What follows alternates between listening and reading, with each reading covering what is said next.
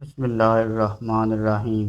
ایک مرتبہ ایک ضعیف العمر صاحب رسول صلی اللہ علیہ وآلہ وسلم بارگاہ رسالت میں حاضر ہوئے تو حضور صلی اللہ علیہ وآلہ وسلم نے ان سے پوچھا، مجھ میں اور آپ میں کون بڑا ہے؟ حضور صلی اللہ علیہ وآلہ وسلم کی مراد یہ تھی کہ عمر میں کون بڑا ہے۔ ان صحابہ رسول کی عمر حضور صلی اللہ علیہ وآلہ وسلم کی عمر مبارک سے بہت زیادہ تھی، لیکن ان کو کسی لحاظ سے بھی حضور صلی اللہ علیہ وآلہ وسلم سے بڑا کہلانا پسند نہیں تھا۔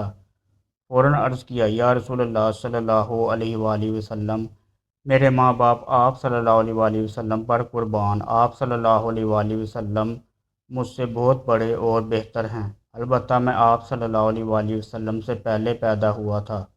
یہ کبیر الحسن صاحب رسول صلی اللہ علیہ وآلہ وسلم، جن کو حضور صلی اللہ علیہ وآلہ وسلم کا اس قدر ادب ملحوظ تھا، حضرت سعید بن یربوع رضی اللہ تعالیٰ عنہ تھے۔ حضرت سعید بن یربوع رضی اللہ تعالیٰ عنہ قریش کے خاندان مخزوم کے چشم و چراغ تھے۔ حضور صلی اللہ علیہ وآلہ وسلم نے جس وقت مدینہ منورہ کی طرف ہجرت فرمائی، حضرت سعید رضی اللہ تعالیٰ عنہ 70 برس کے تھے اور کفر و شرک کی بھول بھلیوں میں بھٹک رہے تھے۔ فتح مکہ سے کچھ عرصہ پہلے ان کے سینے میں یکایک شمع ہدایت سوفگن ہوئی اور وہ بارگاہ رسالت صلی اللہ علیہ وآلہ وسلم میں حاضر ہو کر شرف اسلام سے بہرور ہو گئے۔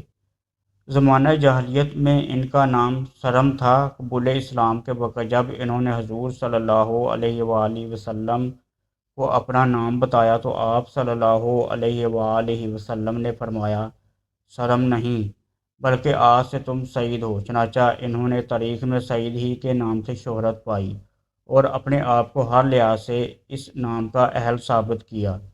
مشرف اسلام ہونے کے بعد انہوں نے مدینہ منورہ میں مستقر سکونت اختیار کر لی۔ فتح مکہ کے موقع پر حضرت سعید رضی اللہ تعالیٰ عنہ ان 10,000 نفوس قدسی میں شامل تھے جن کو نبی رحمت صلی اللہ علیہ وآلہ وسلم کی ہم رکابی کا شرف حاصل ہوا۔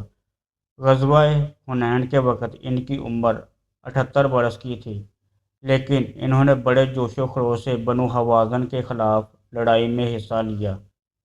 امام حاکم نے مستدرک میں لکھا ہے کہ حضور صلی اللہ علیہ وآلہ وسلم نے حنین کے مال غنیمت میں سے انہیں 50 اونٹ مرحمت فرمائے۔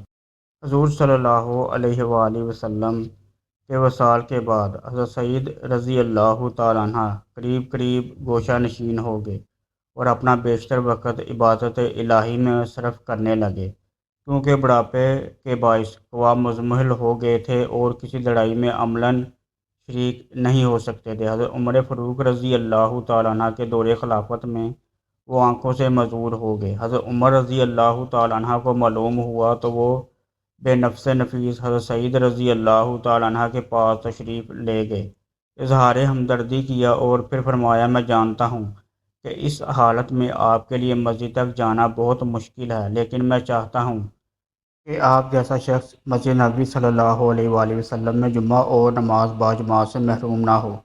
حضرت سعید رضی اللہ تعالیٰ عنہ نے کہا، کسی کی رہنمائی کے بغیر مسجد نبوی صلی اللہ علیہ وآلہ وسلم تک پہنچنا میرے لیے ممکن نہیں اور رہنما میرے پاس کوئی نہیں ہے۔ حضرت عمر فاروق رضی اللہ تعالیٰ عنہ نے فرمایا، آپ کو رہنما مل جائے گا۔ چنانچہ امیر المومنین نے انہیں ایک رہنما دے دیا۔